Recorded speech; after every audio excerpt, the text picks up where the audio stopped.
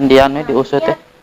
Dari anunya dulu, dari kasusnya besar kecil. Oh, berarti kesimpulannya berarti untuk oknum-oknum tersebut dia harus dilihat dari besar kasusnya.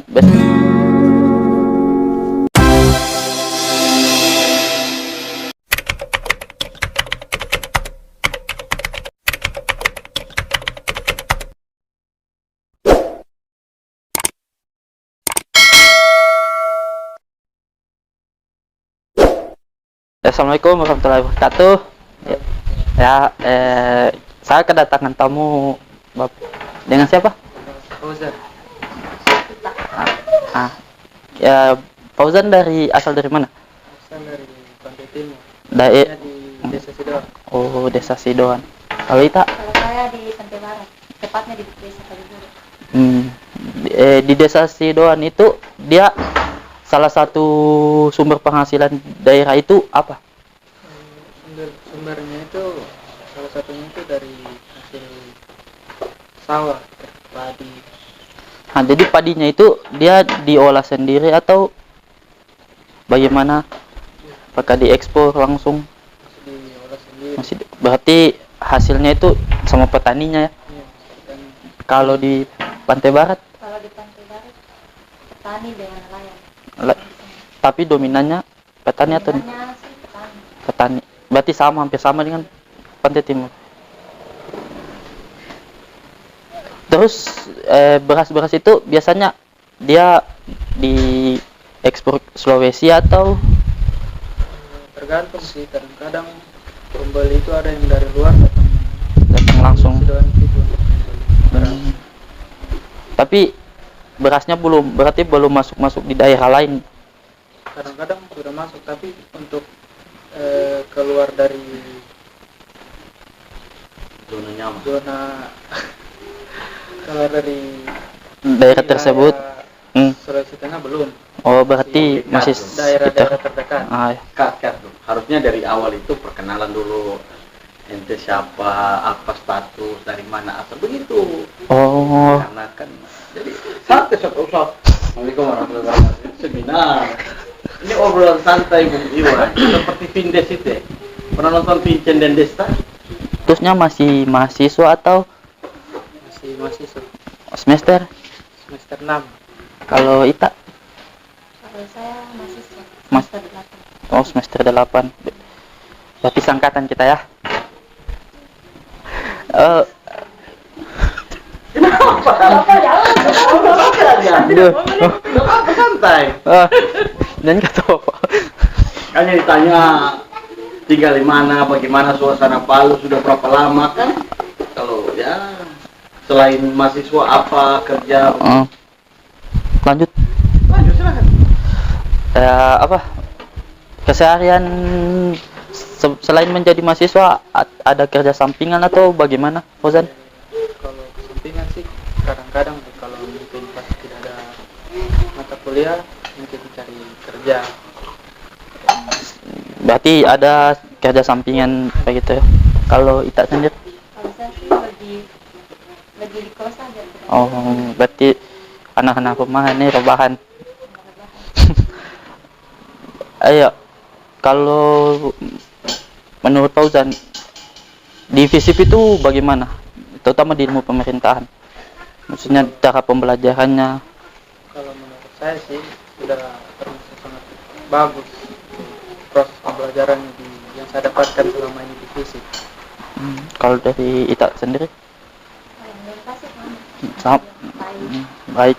Berarti sudah ada peningkatan ya. Terus, oh ya, kan tadi asal dari Pantai Timur ya? Ya. Sidoan. Kalau di Sidoan itu daerahnya penghasilan utama dari apa? Dari pertanian. Pertanian. Oh, berarti seperti kelapa, sawah begitu. Tapi lebih dominan di beras sawah begitu. Bisa di beras. kalau Kalau dari Ita sendiri? di Desa Kaliburu itu petani sama nelayan, tapi dominan sih petani. Tapi dekat dengan laut. Jadi bagaimana itu? Misalnya kalau apa berasnya diolah, Kalau di sana di bagian desa Kalibuan tidak ada tanam apa? pengol oh tidak ada sawah, berarti pertaniannya Ini kayak coklat. oke, Oh, tapi diolah sendiri atau diolah. diolah sendiri? Habis itu baru dijual keluar. Paling cuma di daerah-daerah Palu. Oh, berarti hasilnya dibawa ke Palu ya? Sama juga Denan. Kalau saya sih kan dominannya ke beras.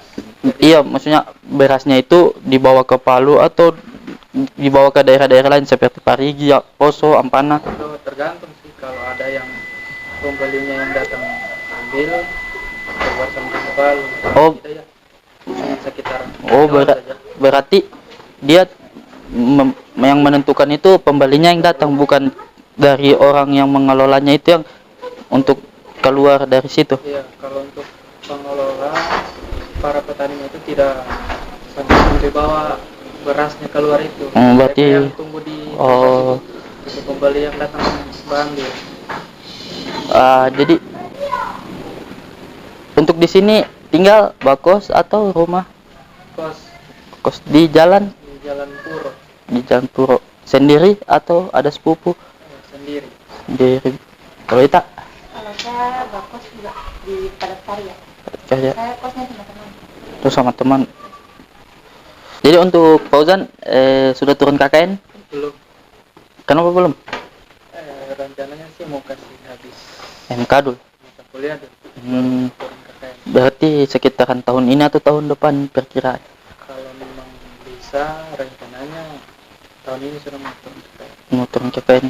Rencana mau turun KKN kembali ke desa atau mau cari keluar? Kayaknya sih mau cari keluar supaya kan bisa lebih dapat pengalaman. Rencana desa apa yang mau diambil? Kalau untuk itu sih tergantung dari tempat yang disediakan oleh universitas. Tidak, soalnya kemarin kan waktu saya KKN, dia tempat itu kita pilih sendiri. Jadi itu gimana ya? Jadi itu sesuai dengan kemauannya kita sendiri. Misalnya kita mau ambil di Pantai Barat atau di Donggala, itu bisa. Jadi kalau untuk itu pilihan masih bingung atau Masih bingung, belum terpikir di mana mau diambil. kalau kita Kalau saya sudah di mana? kemarin di Tondo saya Di angkatan angkatan 97 dengan 7. Tondo berapa? Tondo 2. Tondo 2. Di kemarin di Tondo ada berapa kelompok? Saya juga kalau saya kurang tahu. Kalau kemarin kan saya juga kan angkatan 97. Cuman saya di Talise. Kita di Talise ada 3 kelompok. Jadi di Tondo apa semua pokernya? Kemarin kalau di kelompoknya kami buat tong sampah, membersihkan Pembersihannya baru apa? tanaman pohon. sama edukasi. Edukasinya itu bagaimana? Edukasinya kayak kan kemarin COVID, jadi kita kayak cuci tangan, edukasi cuci tangan, sikat gigi, pokoknya kayak begitu. Terus sikat gigi. Iya, sikat gigi kan SD. Berarti tapi pokernya kan tidak cuma sampai situ kan, misal pasti ada yang lain kan. Dari kampus kan diwajibkan kan 5 program kerja. Jadi kan tadi pembersihan, penanaman, edukasi, terus apa lagi 2? Itu buat tong sampah. Buat tong sampah, satu lagi Sama portal. portal apa? Yang di bagian apa? Kayak anu dan kayak apa? Yang di terus itu, yang kalau Palang. Nah, minum.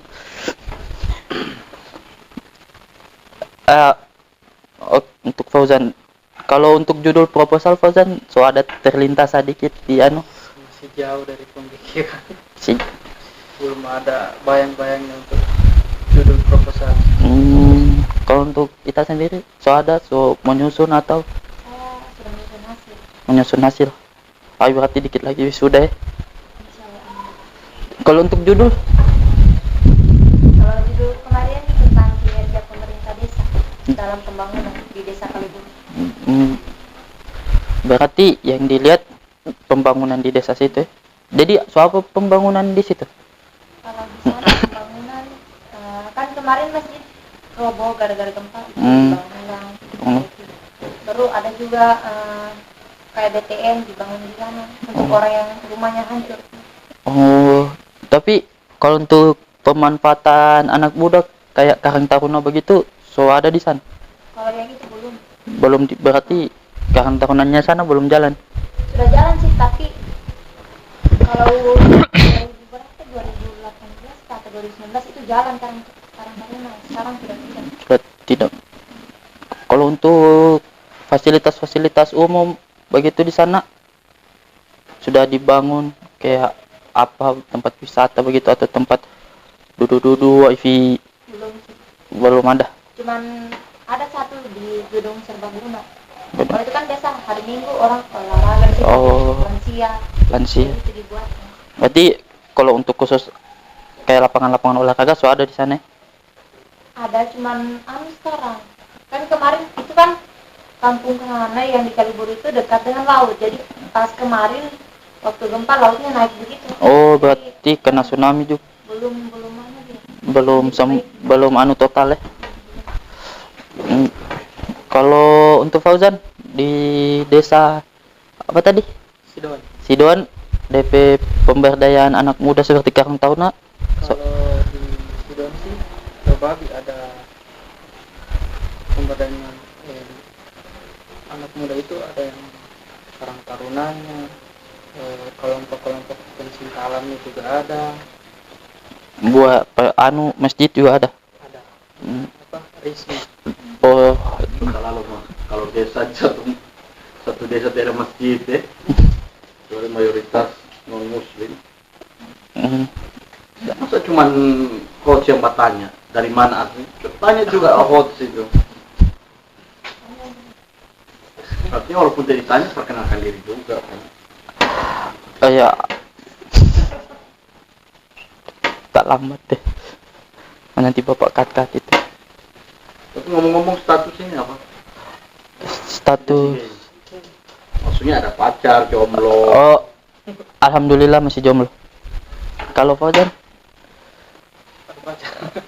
Kalau itu? Oh, tidak ada niatan begitu. Belum, saya lagi fokus ke ini, ke hasilku dulu. Situ langsungan dilamar begitu. Belum, masih cari kerja dulu. Kasih kembali dulu uang ke orang tua baru. Kalau untuk kita, kalau selesai, so ada rancangan buat, maksudnya kerja di mana begitu, planningnya. Kalau planningku sih insya Allah kalau ada halangan saya habis ini langsung kembali lagi. Mau di IMIP atau mau kerja di pemerintahan di sana, Di perusahaan itu. perusahaan IMIP. Berarti Ada dua sih, kalau tidak di GNI kan dua perusahaan, di GNI sama di ini. Oh. Kalau tidak di GNI di ini.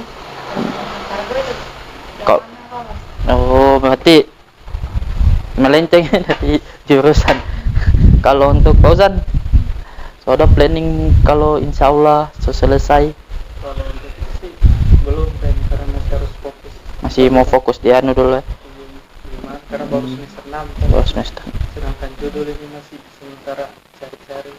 Tapi kan di daerahmu itu pasti ada salah satu yang bisa kau angkat jadi judul. Misalnya kinerja itu kayaknya Ita tadi, atau pengelolaan dana desa. Nantilah kalau memang sudah terpikirkan. Oh iya, saya mau tanya soal di kampus ini. Soal isu-isu pemilihan presma kan kemarin terlalu banyak penundaan. Kalau menurut kamu itu bagaimana?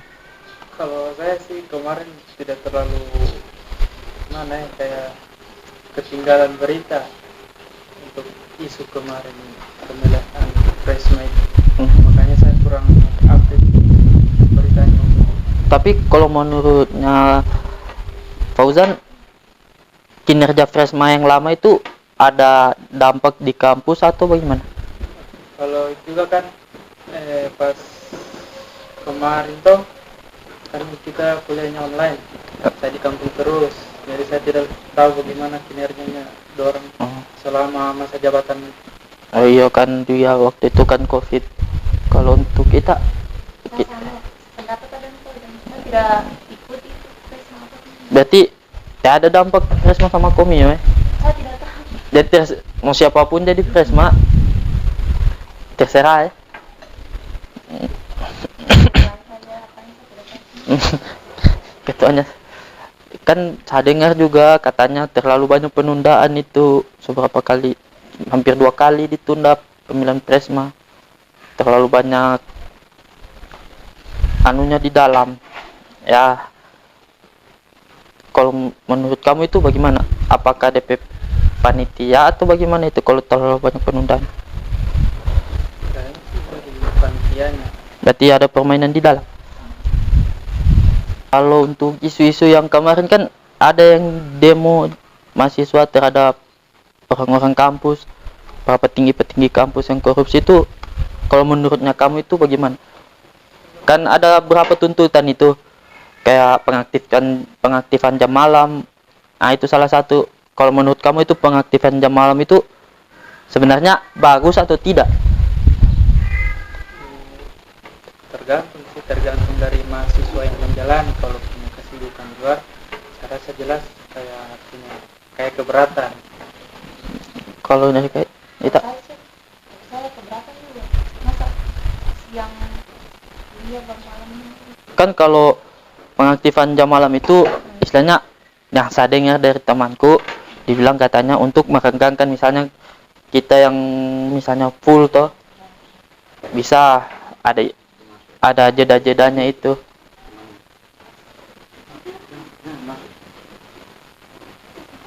Ada jeda-jedanya, misalnya kan ada 1 hari itu kan biasa 4 mata kuliah kan, merenggangkan trompe jam kuliah kan supaya tidak terdesak sekali. Misalnya kan 4 mata kuliah masuk dari jam 7 sampai jam berapa. Nah, kan itu juga berguna tuh buat orang. Cuman kalau buat saya, kalau pas jam malam itu tenanya ketika ada orang-orang luar yang masuk di dalam kan bisa jadi tuh. Bisa jadi itu kampus, apalagi kampusnya kita ini kan masih banyak lahan-lahan kosong, masih rawan, dan sampai ada kecurian atau pemalakan di dalam. Nah itu sih kalau yang buat saya setuju dengan pengaktifan jam malam. Ayo, kalau untuk korupsi di kampus, menurutnya kamu itu bagaimana?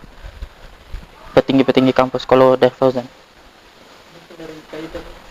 Ayo, dari Ita dulu. Terserah kan, sampai mau dulu. Kalau untuk korupsi di kampus itu atau tidak begini, supaya lebih gampangnya, mahasiswa baru yang lewat jendela, kalau menurutnya kamu itu bagaimana? Kayak ada kan mahasiswa yang terlolos dari 3 jalur SB, SN, SM. Nah jadi dorong sistem lewat sama orang-orang dalam, misalnya bayar begitu, misalnya kata kasarnya lewat jendela. Jadi itu menurutnya kamu bagaimana itu?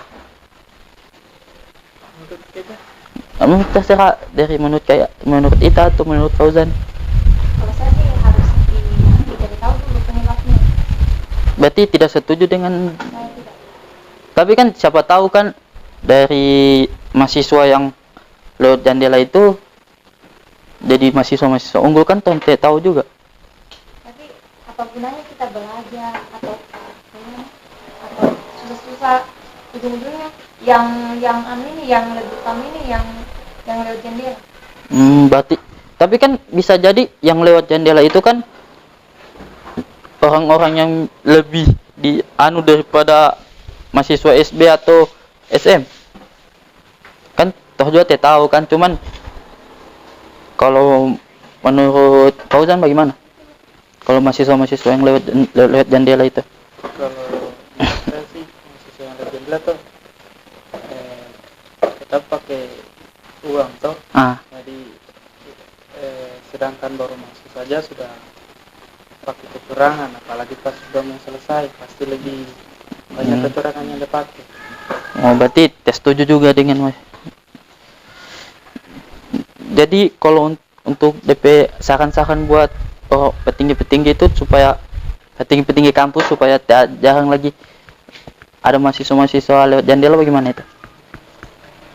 Kalau menurut kita Fauzan dulu. Saya sekedar saran saja kan.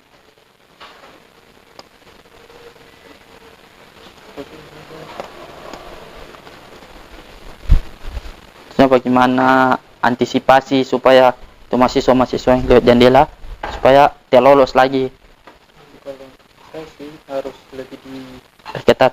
diperketat, diperhatikan kan untuk pegawai-pegawainya yang melanggar itu. Harus lebih, kalau memang masih ada yang melanggar harus lebih diperhatikan untuk sanksi yang diberikan sama orang itu yang melanggar itu. Kalau dari Kalau menurut saya sih harus diberantas Bang. Karena kan banyak juga mahasiswa yang susah-susah Bang. Mau masuk itu di universitas yang tinggi di sini yang di Unpad itu, masa harus dan digeser dengan uang. Jadi kalau menurutku sih, kalau saranku paling bagusnya diperketat lagi. Tapi kalau diperketat kan istilahnya kita memperkecil mahasiswa yang masuk tuh. Berarti kalau kita perketat istilahnya berarti kita harus juga memperbanyak jumlah mahasiswa yang diterima. Kesimpulan dari saran-sarannya kamu berarti kita di kampus kita itu harus diperketat terhadap itu mahasiswa-mahasiswa yang lewat jendela dengan diperbanyak jumlah mahasiswa yang diterima supaya memperkecil itu toh. Terus sanksi-sanksi yang kalau yang diberikan itu minimal apalah kalau menurut kamu supaya istilahnya ada efek jera sama pemain-pemain pejabat untuk petinggi-petinggi kampus. Kalau dari Fauzan DP tergantung dari apa sanksi apa perbuatannya. Kalau memang sudah terlalu besar sanksinya ya salah satunya harus diberhentikan supaya kan lebih untuk pegawai-pegawai yang lain bisa mencontoh itu supaya tidak melanggar lagi. Tapi kalau hanya sekedar diberhentikan kan dong terlanjur menerima uang itu. Maksudnya harus ada efek yang lebih dari itu, misalnya dibawa diusut. Kalau menurut Fauzan itu boleh-boleh saja atau bagaimana? Kalau untuk diusut sampai di ke polisi atau KPK kan itu salah satu unsur korupsi. Bisa, cuman kan kayak saya itu dikembalikan lagi ke masalah yang dibuatnya. Sudah kalau memang sudah terlalu besar bisa dibawa ke ranah hukum. Berarti kalau dari Fauzan dia sesuai dengan apa yang diperbuatnya. Kalau Ita? Kalau saya sama sih. Saya lihat dulu kasusnya itu besar atau kecil. Kalau cuma kecil boleh dikasih surat tuh. Kalau sudah besar baru sanksinya itu dipecat. Oh, dipecat dengan diusut ya. Dari anunya dulu, dari kasusnya besar atau kecil. Oh, berarti kesimpulannya berarti untuk oknum-oknum tersebut dia harus dilihat dari besar kecil kasusnya. Oke, sampai sini dulu, sampai perjumpaan. Terima kasih Fauzan, nanti ketemu lagi.